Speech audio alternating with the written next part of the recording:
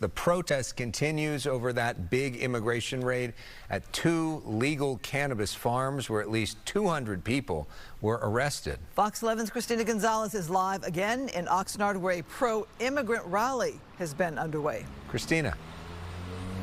And we're actually a little bit ahead of the immigrant rally. Behind us, you might be able to see they're making their way to us down this street, but they're barely visible.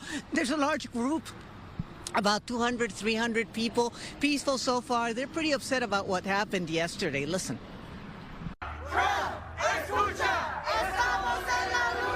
A rally outside Oxnard City Hall denouncing the federal enforcement at a Camarillo licensed marijuana grower, where this morning people lined up saying they were trying to locate loved ones like this woman's aunt.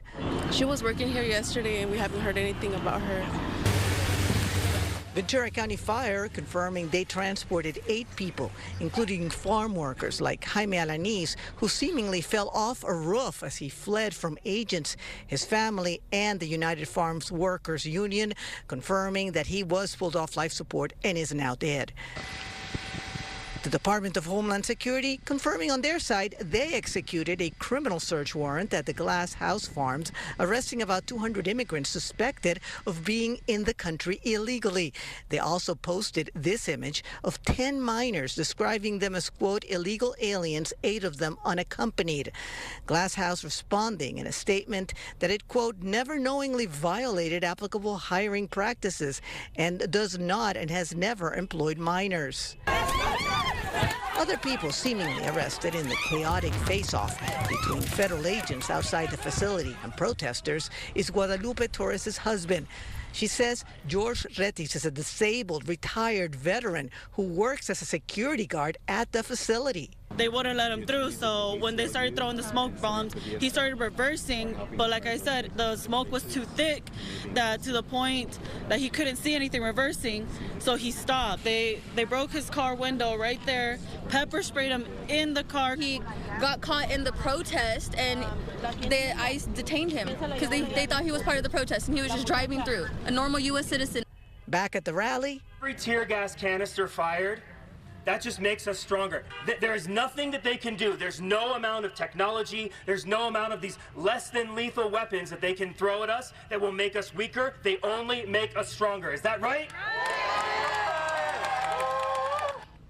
Now, the UFW is saying, and they sent out a statement, that they are aware of reports of child labor on the site now, and that they're demanding the immediate facilitation of independent legal representation for those minor workers.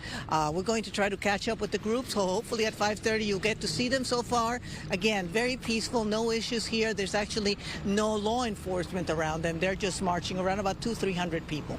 I'm Christina Gonzalez, live in Oxnard. Back to you in the studio. Christina, do we know if the head of Glass House has been arrested, or any of the management that maybe was in charge of employing all these people? Upcording to the people outside the Glass House, the operation was still going in some form today, but that a lot of the management, upper management, was not there. Christina, we hear about the people who are underage. Do we know if they had perhaps falsified documents that showed that they were of age? Any kind of details on that?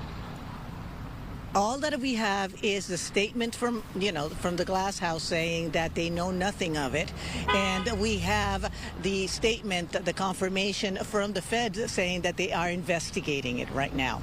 But that's all in the process, so we'll see. They were there. Whether they were working or not, we'll have to wait for the confirmation, but it does look like something was going on. Yeah. Christina, thank you. We will see you soon. More fallout from yesterday. The FBI is offering $50,000 for tips on a gunman who shot at federal officers near Camarillo. It happened yesterday during that raid that Christina was at, where the officers found the suspect here wearing a black T-shirt and a white mask. You're asked to call 1-800-CALL-FBI if you have any information.